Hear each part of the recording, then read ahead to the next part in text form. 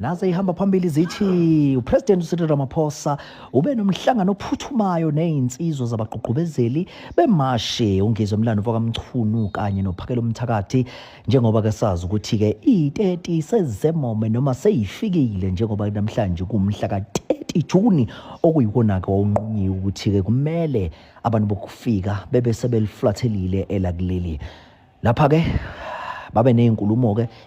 Oh, siyabonga ndabandaba. Hayi, sasike sacabanga nje ukuthi kuyoke kube nomhlangano ofana nalo eSouth Africa. Siyabonga insizwa, siyabonga Mangobese Jacinta, siyabonga Zandile Dabula, siyabonga kini nonke naqala lo mkhankaso guys because i-effort yenu efikise ukuthi kuze kufike la. Buka usiyayihlekisa uyayincengela njengamanje uyabona ukuthi akusadlalwa. Since when engasathumeli nomuntu. Hayi phakela umthakathi ngiyakuvuma bhuti ngiyakuvuma cause nje kade ngibuka ivideo uphakela umthakathi esho ebala esho ethi umuntu esimfunayo umongameli asisafuni athumele umuntu ukuthi eze ezolanda imemorandum ekuthina noma ezozwa izikhalo zethu sifuna yena qobo nakho sekwenzekile. President first must come and get the memorandum from us as men. Tomorrow we're going to announce where we're going to be. President, we would be happy. Anybody that advises the president, we would be happy as men of South Africa to meet the president and tell him what to do within 7 days. If the president can't come because of the busy schedule, we don't want anybody else. But we want somebody that works very closely with him. We would appreciate if it's a chief whip of parliament, because what we are going to be saying doesn't need political parties. It needs the parliament. Our memorandum is not going to be accepted by a mayor. We don't want the mayor to take our memorandum. No premier. No premier. At least deputy president. No deputy president. The president.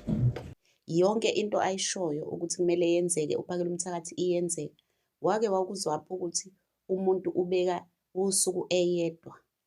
I30 June uphakela umthakathi wayibeka eyedwa engahlele emhlanganweni engekho kwi-meeting nebandla eyedwa nje. Wabeka ukuthi ngomhla ka30 June wonke umuntu ongenamaphepha ebese hambile South Africa.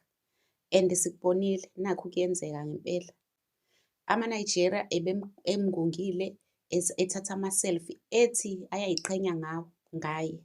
Kusho ama-Nigeria eJoburg eBree Street ethi we are very proud of you esho kuphakela umthakathi.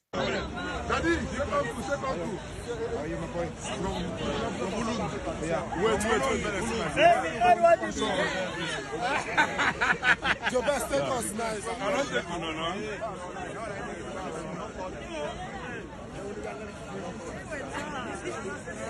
Hello, America.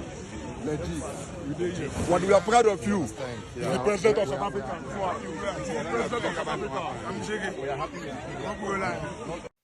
And vele it's true ukuthi they are very proud because it's kwi-history e-Africa akekho umuntu wakwazamazamisa ugovernment eyedwa kwenzeka zonke lezi zinto ezenzakalayo. And bayabona umuntu oneqiniso whether you are a foreigner or a South African wonke umuntu uyabona ukuthi kufanele siqhenye ngaye sonke eAfrica because izinto ezenzeka kwamanye amazwe aseAfrica njengamanje azikaze zenzeke kwi-history ukuthi ogovernment babo benyakaze bonke abanye beze bekhuluma ukuthi sizonisupport financially ukuthi niqala amabhizinisi nonke niqoshiwe South Africa kuyaqala in history. So nje mina I believe ukuthi as lama Nigeria ethi we are very proud of you, vele they are proud inside deep down, whether they are mocking or what, but deep down masebebodwa bayazi ukuthi it's true ukuthi uphakela umthakathi is a man, yindoda le. So nje buku president uyayihlekisa manje uhleli nabo abantu ade ekhuluma ngabo kabi abasekho tribalistic manje phela kayena yena umZulu kodwa manje ubusy shaking hands with them uhleli nabo kwi round table akasababizi ngokuthi manje bayacwasa ezinye izinhlanga enganena umvenda. Why ehleli namaZulu if there is a tribalism in South Africa? Why are they laughing together as South Africans if there's a tribalism in South Africa? Why didn't they refuse to meet with him if they are disrespectful or vagabonds ngendlela yena abadescribe ngayo? So nje siyabonga kakhulu, siyabonga and siyathandaza ukuthi usuku lwanamhlanje luhambe ngempumelelo. Zonke iy'nhlelo, yonke imihlangano ezobe ikhona, wonke ama-march all over the country, hambe ngempumelelo, kungabi nadlame. Sikhombisa ukuthi whatever we are doing, we are asking for is peaceful. We just need ugovernment ukuthi asilalele. We just need ugovernment ukuthi akhumbule ukuthi singama-citizens of this country. Kwayena ubekwe yithina lapha ekhona.